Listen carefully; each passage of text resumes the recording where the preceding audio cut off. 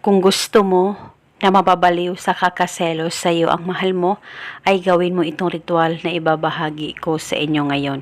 Ito'y napakasimple at napakadali pong gawin, basta dapat 100% ang paniniwala mo sa mga ganitong pamamaraan.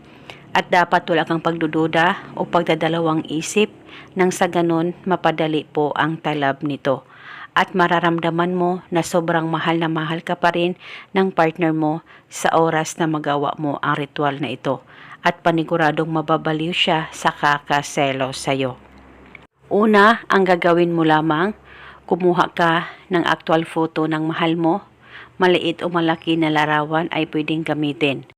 At pagkatapos, kumuha ka ng panulat kahit anong kulay at isulat sa likod ng larawan niya ang pangalan at apelido mo ng isang beses. At pagkatapos mo nang masulat ang pangalan mo sa likod ng larawan niya, ay hawakan saglit ang kanyang larawan. Titigan mo ito ng maigi, mag-focus at mag-concentrate ka at ibulong mo ang mga salitang ito. Pangalan at apelido, ikaw na naman ang mababaliw sa kakaselos sa akin ngayon. Ibulong mo lamang ito ng paulit-ulit kahit ilang beses ay pwedeng-pwede po. Pwede ka rin magdagdag ng hiling kung gusto mo, wala pong problema. At pagkatapos ay halikan mo lamang ng isang beses ang larawan niya.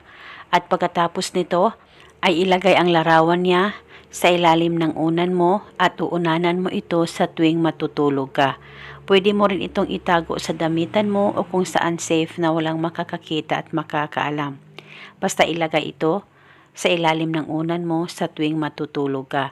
At sa tuwing aalis ka ay itago mo lamang ang larawan niya kung sakaling hindi ito safe sa ilalim ng unan mo.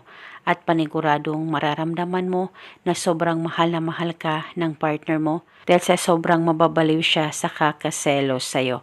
At paminsan-minsan, pwede mong bulungan ang kanyang larawan.